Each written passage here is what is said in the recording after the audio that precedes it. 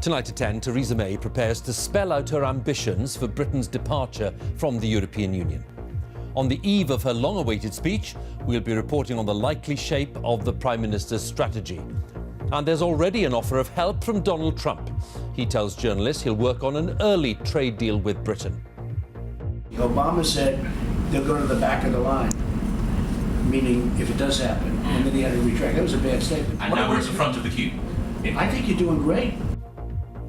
And we'll be reporting on reaction to Mr. Trump's criticism of Germany, of NATO and the EU. Also tonight, the inquest into the killing of 30 British tourists in Tunisia hears that the security forces delayed their response to the attack. In Northern Ireland, the power-sharing executive has collapsed. There'll be new elections to the Assembly on March the 2nd. No one should underestimate the challenge faced to the political institutions here in Northern Ireland and what is at stake. Rolls-Royce will pay nearly £700 million to settle allegations of bribery and corruption. And they're quite naughty, rebellious books, I suppose. Like there are a lot of naughty, rebellious children around.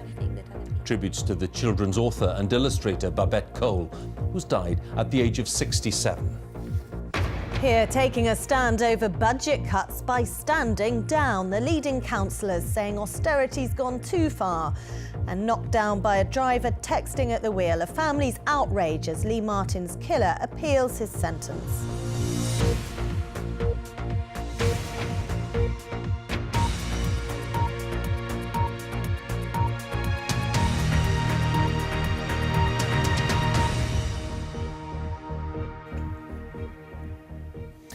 Good evening. Theresa May has been finalising her long-awaited statement on the government's ambitions for the forthcoming talks on leaving the European Union. In tomorrow's speech, the Prime Minister is expected to spell out what kind of Brexit deal she wants and the future trading relationship with the EU. Donald Trump says his promise to negotiate an early trade deal between America and the UK should strengthen Mrs May's hand in those talks. Our political editor Laura Kuenssberg reports now on what we might expect based on the evidence so far. Heard the one about leaving the European Union?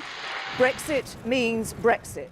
What's that again? Brexit means Brexit. And in case you hadn't heard, Brexit means Brexit. but despite what sounds like meaningless platitudes, the big decisions on the European Union have been obvious since June. There is clearly no mandate for a deal that involves accepting the free movement of people as it has worked hitherto. Unlimited EU immigration won't stay, nor the power of European judges. Our judges, sitting not in Luxembourg, but in courts across the land. Without them in charge, it means we'll be out of the single market. People talk in terms as if somehow we're leaving the EU, but we still want to kind of keep bits of membership of the EU. We're leaving, we're coming out. And she's even dressed up to make plain how doing business outside Europe will be more and more important. And a thumbs up for Brexit from the man who in 91 hours will be the most powerful in the world. Promises of a quick trade deal given to one of the biggest Brexit backers, former minister, sometimes reporter, Michael Gove. Countries want their own identity. And the UK wanted its own identity. But I do believe this, if they hadn't been forced to take in all of the refugees, so many, with all the problems that it entails, I think that you wouldn't have a Brexit. Good cheer for Brexiteers ahead of the Prime Minister's big speech. It's very good news that the United States of America wants to do a good free trade deal with us and wants to do it very fast, and it's great to hear that from President-elect Donald Trump. The Prime Minister may delight them, ready tomorrow to make plain what's been implied for some time. We're going to have the European Court of Justice no longer overruling our laws. We're also going to be outside the single market so we can control our own borders, and probably outside the customs union so that we can negotiate our own trade deals with the rest of the world. This is the most crucial set of choices any Prime Minister's made for years. And although the fundamentals were clear before she moved in, there's been precious little detail in public. But Theresa May's opponents fear she'll disappoint because she's juggling her party as well as the public. Partly because she's had to overcompensate as a former Remainer to prove herself to her own a party, partly because she has no mandate of her own. She hasn't been elected by anybody, so she's not in a very strong position, but partly because she's chosen really only to listen to the 52% of people who voted for Brexit and not the almost half of the remaining part of the voting public who voted for a different future. Some people might say, though, is people on your side of the argument haven't listened to people on the other side for too long, and that's why the vote went the way it went. No, I accept that unless something dramatic happens or there's a huge change in public opinion, Brexit is likely to occur. What I do not accept is that the Brexiteers have a mandate on how to deliver Brexit. Tomorrow matters. Theresa May will tell us and them, the other European countries, more about her decisions that will shape Britain for decades to come. Her political hope, she and the country are not on their way to isolation. Laura Kunzberg, BBC News, Westminster.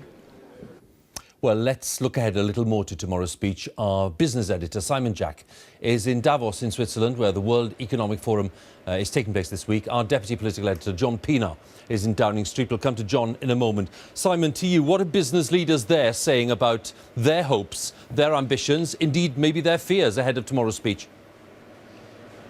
Well, I think, Hugh, that the writing has been on the wall for some time that we're leaving the single market. I think what is new, and we may get hints of tomorrow, that we're more than likely to leave the customs union, which is, if you like, is a perimeter around Europe which governs what stuff comes in, but then things can move freely within, so you don't have to open every pallet and inspect every lorry load. Looks like we'll be leaving that to make the best of trade deals with other countries around the world. And this is because there's a renewed confidence amongst ministers that they are actually holding more cards than they thought. You had Donald Trump endorsing the UK's approach. You've had senior EU negotiators like Michel Barnier admitting that it would be very disruptive for the EU if the UK was to leave on bad terms. Even mild-mannered Philip Hammond has said he might take the gloves off and lower taxes if we didn't get a good deal. All of that has added to their confidence that they can thrash out a good deal and so can go in pretty hard. Now, what businesses here, Carolyn Fairbairn writing in the papers today, and she'll be here later this week, is saying that, we don't want to be overconfident about that. We don't want to get to a position 2 years from now where we thought we were going to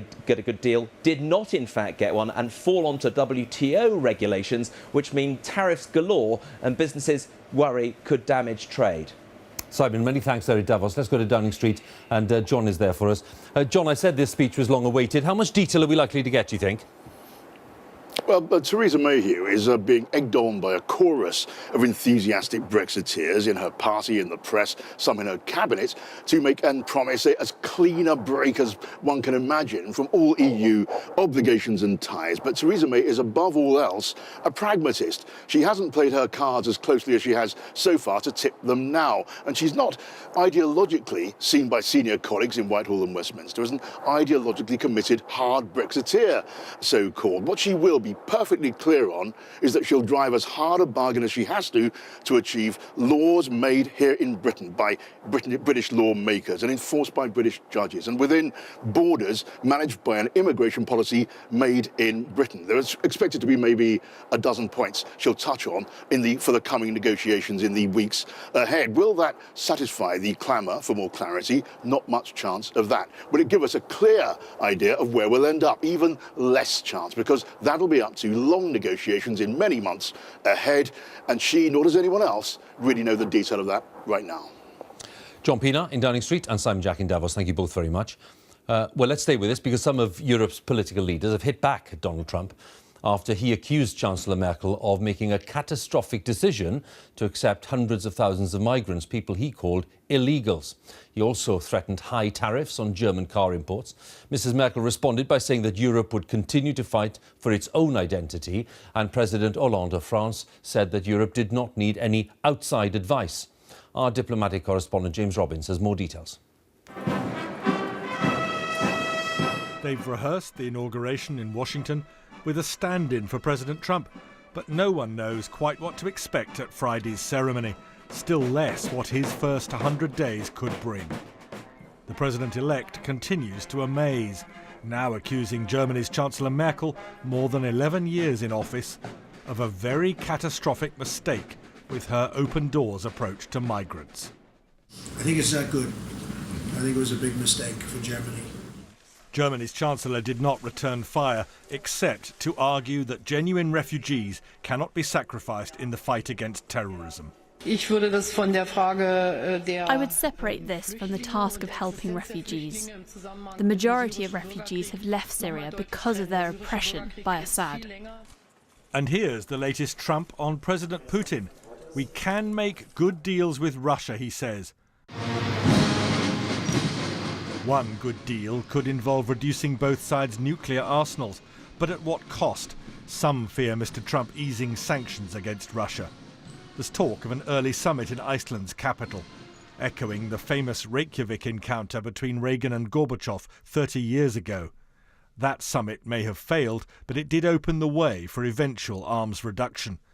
And now the man tipped as Trump's pick for US ambassador to the EU says history can be repeated. I think there will be a summit in Reykjavik even, which is quite interesting. Not unlike the summit between Reagan and Gorbachev some decades ago, where people were equally pessimistic, and yet what resulted? Frankly, the end of the Cold War. And we need an end to this Cold War. But NATO remains worried. Donald Trump is still calling the Western military alliance obsolete. So what could that mean for America's new deployment of heavy armour to Poland to deter any Russian threat? Could it be reversed? Tonight, France's President Hollande expressed his frustration. Europe will always be ready to pursue transatlantic cooperation, but it will be determined by its own interests and values. Europe doesn't need outside advice to tell it what it has to do. Those staging Friday's inauguration may be anxious to learn lessons from their rehearsals, but signs are world leaders remain worried about the real President Trump. How will he translate sometimes baffling words into action? James Robbins, BBC News. Well, China has also reacted strongly to Mr. Trump's latest pronouncements. State media in Beijing said China would take off the gloves and take strong action if Mr. Trump continued to provoke Beijing over Taiwan. Mr. Trump broke with decades of precedent last month by taking a telephone call from the Taiwanese president, a move that angered Beijing, which regards Taiwan as part of China. Our correspondent John Sudworth reports now from Beijing.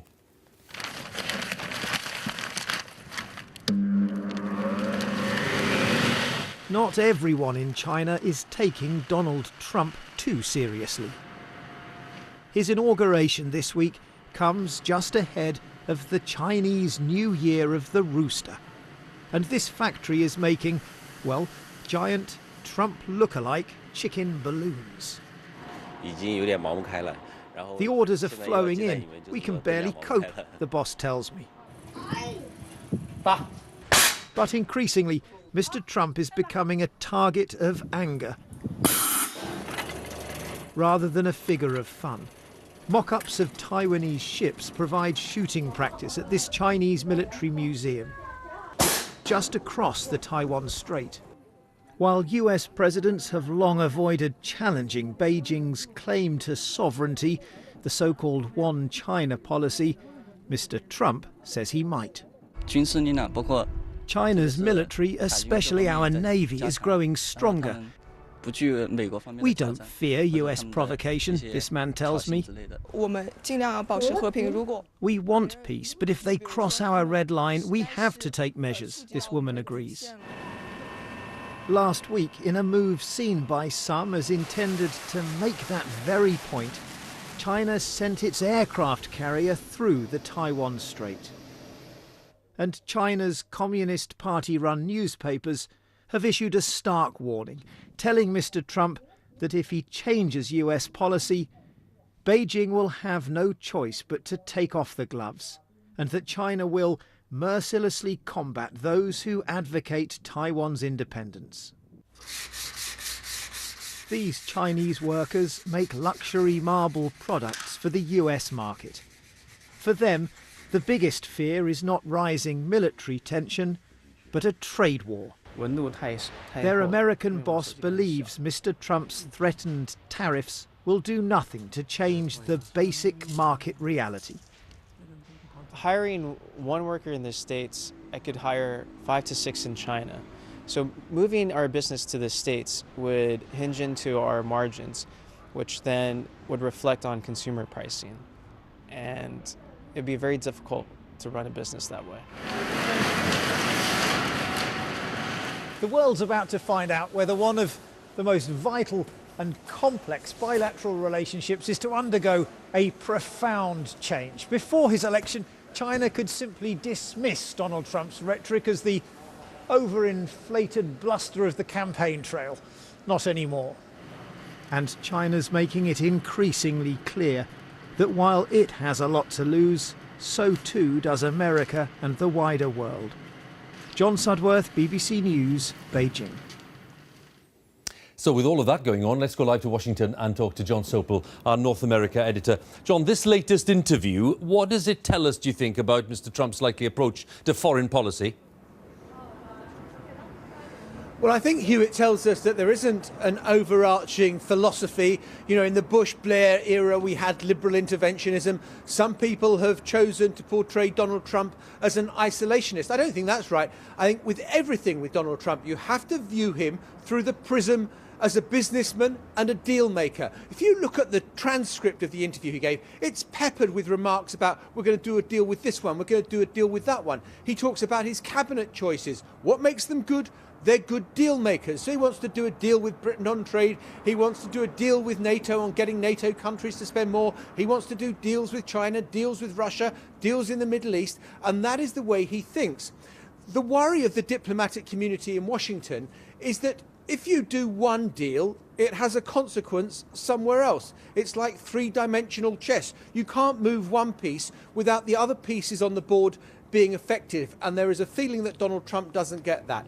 That said, Donald Trump's focus, if he can help it, is not to be on international affairs. It's to focus on US issues, jobs, healthcare. That's where he wants the first few months of his administration to focus on. John, thanks very much once again. John Sopel there for us with the latest in Washington. Now, the inquest into the deaths of 30 British tourists who were killed in Tunisia 18 months ago have started in London. They were shot dead by a gunman at a beach resort near Sousse. It was the deadliest terror attack on Britons since the July 7th bombings in London back in 2005. The inquest has been told that some of the victims might still be alive had local security forces acted more promptly. Our correspondent Daniela Ralph has more details. For them, the inquests matter so much. The families of those killed still looking for answers. As the hearing began, the names of those who died were read out, followed by a minute's silence. The inquest heard they had needlessly lost their lives. Mobile phone footage shows the chaos and confusion during the attacks. The families watched it in court, listening to the sound of gunfire and the sense of panic. The gunman was Saifuddin Rizki, a 23-year-old who was eventually shot dead by the security forces. But he'd been intent on killing tourists. CCTV footage has traced his movements that day. An unknown person dropped him off by car near the hotel. As he walked away, he hid his gun beneath a parasol under his arm. As the first sounds of gunfire are heard, those on the beach run for their lives, confused about what was happening. On the beach was Rizki, shooting systematically at Western tourists. He can then be seen inside the hotel, roaming around, looking for his next victims. At no point do the police or security guards appear to try to stop him. Samantha Leak QC, counsel to the inquests, referred to a statement from a Tunisian witness. She told the court, he said the security units that should have intervened deliberately and unjustifiably slowed down to delay their arrival at the hotel. They had the ability to put an end to the attack before the police arrived. This map of the gunman's movements was put together by a British police team. The red arrow indicates where Rizki started shooting near the sun loungers before moving to the terrace and outdoor pool area and then into the hotel. He killed everywhere he went. This 3D graphic was also shown to the inquest. The name and photo of each victim marks the place where they were attacked. There was also evidence today from a senior diplomat at the Foreign Office. She said at the time of the killings, Tunisia was ranked as high risk, with attacks possible. But at that stage, British tourists were not advised to avoid the country altogether. It has been a difficult day for the families, but they want to know how their loved ones came to die in such a horrifying way. Daniela Ralph, BBC News, at the High Court. Rolls-Royce has agreed to pay £670 million to the authorities in Britain, the US and Brazil to settle bribery and corruption claims. The British company, which makes engines for jets, ships, nuclear submarines, said the agreements related to offences involving its intermediaries overseas. Let's get more details from our industry correspondent John Moylan, who's with me. John, what happened here? So back in 2012, the Serious Fraud Office said that it was looking into allegations of corruption involving Rolls-Royce in China, Indonesia and other markets. The US opened their own investigation into all of this 2 years later. You may recall last year Panorama did its own investigation and aired claims, similar claims regarding Rolls-Royce in India and Brazil. And what all of this was about was Rolls-Royce's use of intermediaries or agents in countries around the world and claims that payments or bribes were being used to win contracts. Well, this afternoon, after the markets closed, Rolls-Royce issued a statement confirming it had reached agreement with these authorities in the UK, US and Brazil. Under the agreement, it escapes prosecution, but it admits wrongdoing, and it will pay this huge fine, almost £700 million. At a time when it can ill afford it, it's had a number of profits warnings in recent years. Now, Rolls-Royce says that it's cooperated fully with the authorities and it's reduced its use of agents around the world in recent years. But you have to say, this saga hugely damaging for the reputation of what is and remains one of Britain's most important companies. John, thanks very much again. John Moylan there for us. Now, the power-sharing executive in Northern Ireland has collapsed. New elections to the Assembly have been announced for the 2nd of March. Earlier today, Sinn Féin refused to nominate a new Deputy First Minister following the resignation of Martin McGuinness last week. Sinn Féin are blaming the First Minister, the DUP's Arlene Foster, for mishandling a controversial energy scheme which could cost the taxpayer around £500 million. Our chief correspondent, Gavin Hewitt, has the story. For 10 years, power has been shared in Northern Ireland. It was one of the foundation stones of peace. Today, that power-sharing government collapsed. I propose that a draft order in Council be brought forward shortly to set an election date of Thursday, the 2nd of March. No one should underestimate the challenge faced to the political institutions here in Northern Ireland and what is at stake. The trigger for the breakdown was a row over a controversial green energy scheme drawn up by Unionist Minister Arlene Foster. But the bitter arguments over the scheme exposed growing tensions between nationalist and unionist politicians. I think it's both parties personally, and I find it very disappointing and very, very sad. It's the tribal politics. You know, I feel like we're back in the 80s, and I was really hopeful that for the future generations that they would have a different story. There's no appetite for a return to any sort of violence in any stage or form in the near future. I think that possibly what will happen is we'll be led to another couple of years of political insecurity. At Stormont, the Northern Ireland Assembly depends on unionists and nationalists sharing power. Today, both main parties were asked to submit a name for one of the two top posts. First up, the Democratic Unionist Party. Mr. Speaker, I very readily and they backed their current leader. Nominate Arlene Foster to be the First Minister. Next up, Sinn Féin. There can be no return to the status quo. If something is broke, you stop and you fix it. That is the Sinn Féin approach. But they refused to put forward a name, so ending the power-sharing government. What does all this mean? Uncertainty for Northern Ireland. Without an executive, key areas of government will be stalled. And then, most importantly, there's Brexit. Where will be the Northern Ireland voice when crucial decisions are taken? We are in a very grave situation going into this election, and the timing of it, when Northern Ireland has no budget agreed, when we are facing into Brexit, and when we are also coming to the end of the financial year, is possibly the worst time that we could be entering into this kind of disarray. Recent years have changed Northern Ireland, but the shadows of the past still make compromise difficult. Some campaigning for this snap poll have already begun, with voters going to the polls on March the 2nd.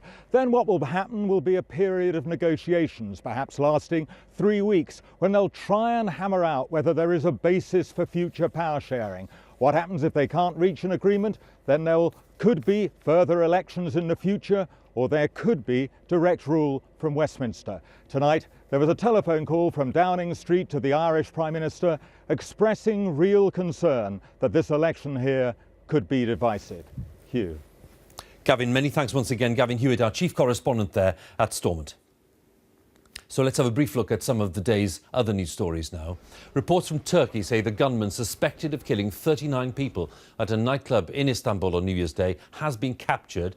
Local media say he was found in a district of the city. So-called Islamic State has said it carried out the attack at the club.